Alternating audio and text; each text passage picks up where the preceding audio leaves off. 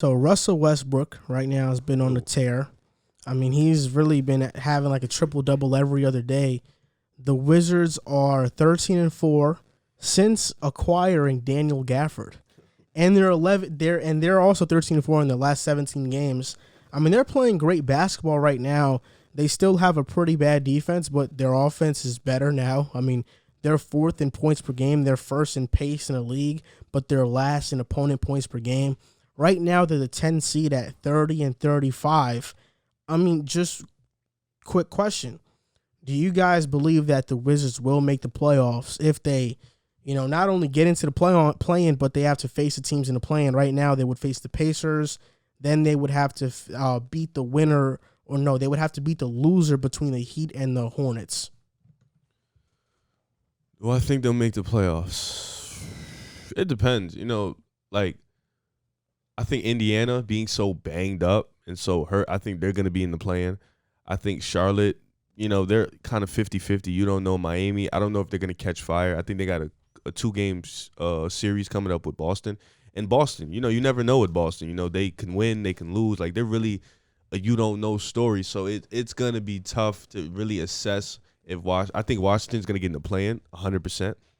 And then I don't know if they're going to get in the playoffs depending on who they play. If we're looking at it right now from today's standpoint, I think they'll get in the playoffs. They will play Charlotte, I believe. They will play the Pacers and then Charlotte. Yeah, I think with the Pacers being so banged up and Charlotte just, I think. And their coaching. Yeah, he's not that good. And Charlotte, they're young, inexperienced. They got a lot of good talent, but they're just too young. I think Westbrook can beat them by themselves.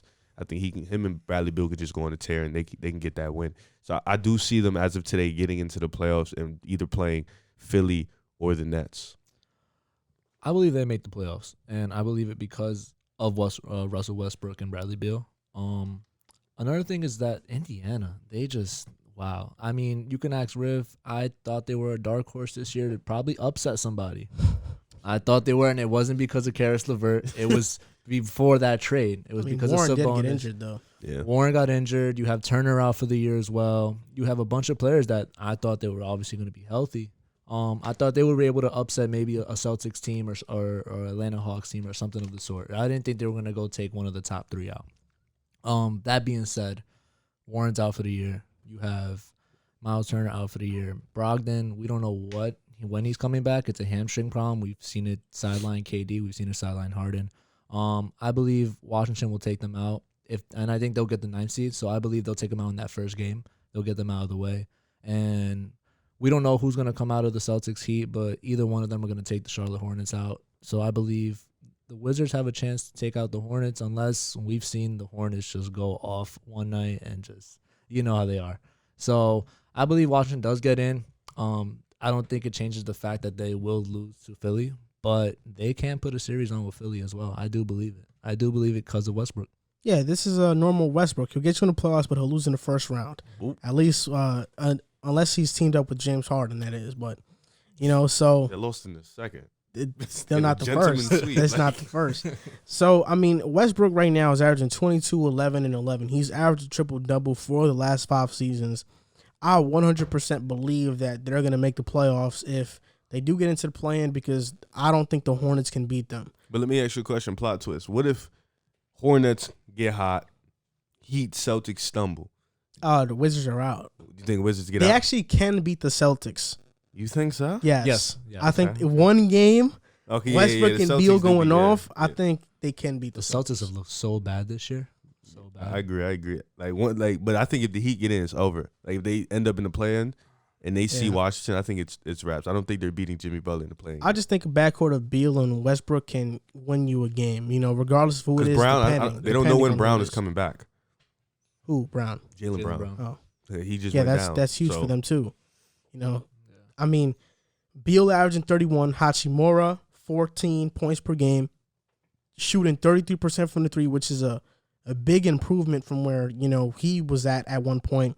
And Daniel Gafford, you used to be the Chicago Bulls franchise center, but y'all buried him on the bench. Y'all didn't let him play, and now he's looking like the Wizards franchise center. He's averaging 11 and 6 and only 18 minutes and 2 blocks per game.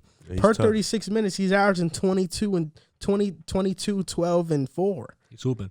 I mean, this guy's balling. And Westbrook, Why you looking at me? you know that Westbrook has given Daniel Gafford more assists in the 17 games that he's played with the Wizards than any Bulls player has in the 2 years that he was there with We you haven't had guys. a point guard in like 4 years. Yeah, I know, but I'm just saying that's That's crazy. sad. In Like, 17 sad. games, he has given him more assists than anybody on the Bulls. Shout out to Daniel, man. And their remaining schedule right now is the Raptors. They're facing them today. We'll see who wins that game. The Pacers, they have the Hawks twice, the Cavs, and then the Hornets. Hawks is big series. Yeah, so, I mean, I think in this stretch, they beat the Raptors. They beat the Pacers. That's 2-0. I think they split with the Hawks. So 3-1. They could go like 5-0, Yeah. 6-0. Then with the Cavs, I think it's 4-1. Then the Hornets, maybe 4-2 or 5-1. I could realistically see them going. But the other question is that, do you think Russell Westbrook's greatness is being taken for granted? I know on social media, on Twitter, everybody is, coming out with these posts like, stop disrespecting this man, start appreciating him and all this stuff. I mean, where do you sit with that right now? I mean, it's one thing to, respect his greatness, and then there's other things when people start calling him like the second best point guard ever, and he's going to go down as better They than start Magic. disrespecting others. Yeah, it's like, come on. But I think, with Westbrook, his triple doubles and what he's averaged, I think is being diminished, and I think it's going to be diminished in NBA history. I think people are going to look at it and say, well, he was stat padding. We're not going to respect it because we feel like he didn't really earn it. But I think he does deserve to be in history, and he should be respected because he did average a triple double. He does play hard every night, no matter the situation. He's put teams on his back. He's led them to the playoffs. But at the same time, he gets to the playoffs. His field goal percentage has dropped. He's looked like Ben Simmons at points in time. People guard him like Ben Simmons. He's shriveled up in moments. He has the same failures as other superstars. So I think Even more. Yeah, so I think I don't think he's ever going to win a championship. And I think that's always going to be that thing that, great players, if you don't get it, Charles Barkley doesn't get remembered a lot in NBA history. Why? Because he doesn't have a championship. John Stockton and Karl Malone, they get forgotten a lot in conversations. Why? Because they don't have that championship. Steve Nash, let's be realistic, he's only remembered because he won back-to-back MVPs, and people say he shouldn't have won it.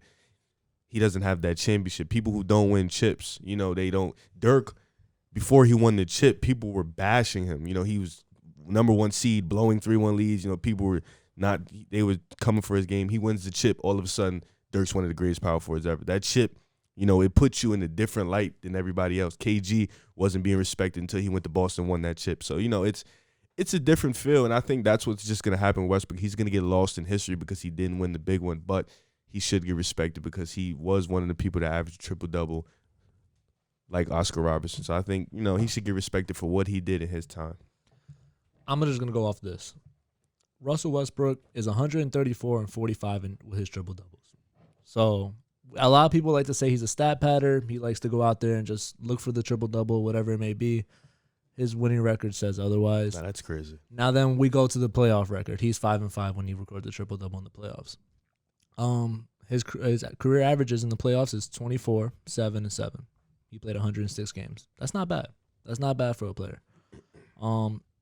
He's averaged a triple double for 4 years. We all know that. He's averaged years where he had 28 points. He's had 31 points and 27 points per game for a season. So it's not like he can't shoot. Everyone calls him Westbrook and all these other names that they put out there. He can shoot the ball. It's just not an efficient clip that we like to see the high-end point guards of the league do it, as Damian Lillard does, and so is Steph Curry. He shoots 44% for his career on 19 attempts. That's not bad. That's not bad at all. He's a 9-time All-Star. He's an MVP. He's only 32 years old. That, for me, right, if you're looking at the way they age, I'll give him about another 3 more years where he could probably produce at this rate. Not at a triple-double rate, but he's going to produce for another 3 years, I would say. I would say 35, 36 is where most prime players decline, unless you're LeBron James, where we've seen him continue to excel. But he's a player that, at the end of the day, he's going to be great in terms of all time. Well, people are telling me and telling Riv on Twitter that he's above Stephen Curry, a multiple-time champion, MVP, all the other the best shooter ever. It's ridiculous at this point. But at the end of the day, you have to give the flowers while they're here, and I believe Russell Westbrook is one of the best point guards to ever play the game. And I mean, just to piggyback off what you said, I mean, Charles Barkley led a team to the finals, though. People forget that, though. Westbrook never did it. Like, Westbrook has been out of the first round. And listen, I'll say that, yeah, what Westbrook is doing is phenomenal. Now, I definitely do appreciate what he's doing and, how he's doing it. But we got to be real. I mean, when he stacks up against other great players or even playoff series where he's been favored, he has not come out on top on those playoff series. I don't think it's, out of the realm that we criticize this dude because we expect more of him. Like, I expected you to get out of the first round against Utah when you had Paul George and Carmelo. I expected you to win against Portland when you faced them because you guys were one of the best teams. That year, they were being talked about as a dark horse to go to the finals. Yep. So I expect you to win those series. So I don't think this is where it gets tricky because people think that because you criticize a player, all of a sudden you hate him. That's not the case. The case is that when we're talking about legacies, when we're comparing players, Westbrook just doesn't stack up with other players because they have done more. Well, let me ask you a question then. We praise Chris Paul. How much more has he done than Westbrook? That's a really good question. That's a good question. We know because we put Chris Paul in the stratosphere. I think you once told me he was the top 3-point guard. I'll say this. So what has he done more? Legacy-wise, just legacy-wise. Chris Paul, you put him on a team, and he raises the ceiling of that team. Okay. Prime example, the Rockets. Almost beating one of the greatest teams to ever be assembled in the Warriors with James Harden. Okay. Westbrook on that same team is not doing that. But Westbrook has been to a finals as the number 2. Chris Paul has not been to a finals as the number 2 or the number 1. I mean, KD was just so damn dominant. Come on. I know Westbrook was amazing, but Harden was amazing in that run as well. Westbrook had a 40-point game in the finals. Westbrook performed. They lost 4-1 now. Westbrook is an MVP. I'm just actually. I'm not saying Westbrook. I think Chris Paul is better than Russell Westbrook. No, I said this though. I said this to your point. I've said this before. I've said that Westbrook right now has an opportunity because I did criticize him when he wanted to go to Washington because trying to go win. Why do you want to go to Washington? But I said this on a podcast when you were here and Jack was here as well. I said that Russell Westbrook has a chance to kind of change the narrative around his legacy the same way Chris Paul did. Mm-hmm. Chris Paul was known as a playoff choker and an underachiever until he got to Houston and got them to the WCF along with James Harden and played well in the playoffs.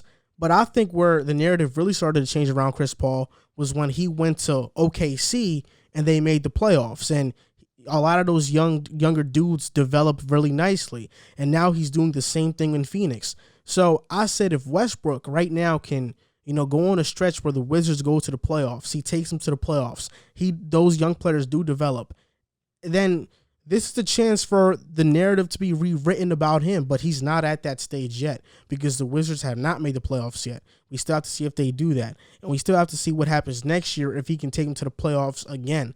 Like Chris Paul, everywhere he's been, you can see a common denominator. They have won. Maybe they have not won the championship, but they have not underachieved to the level that Westbrook has underachieved in the playoffs.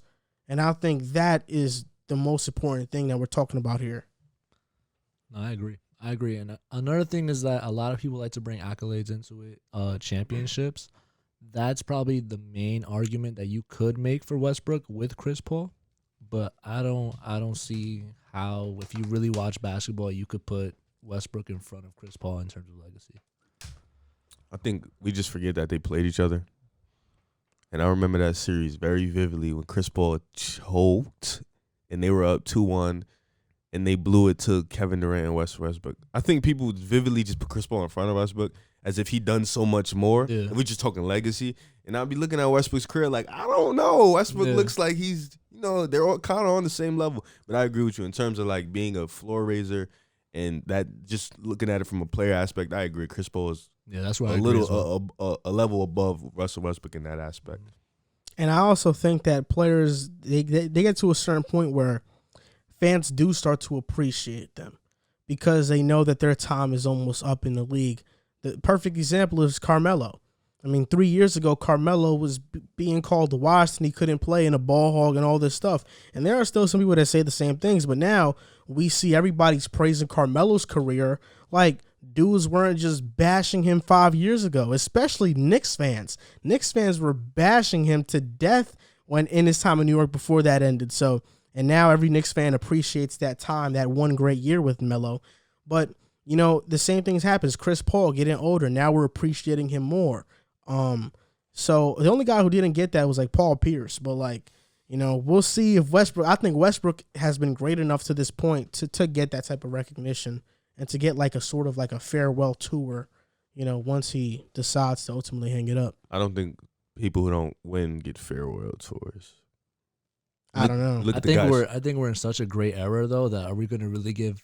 I mean, you look at the guys who got a farewell tour. Kobe got one. D Wade barely got one. You think Carmelo will? I think he will. D Wade got one. I don't think he got one. Like I think he got one every Vince home Carter game. even got one. It was just not as it was. That's not what I'm saying. celebrated. It wasn't like.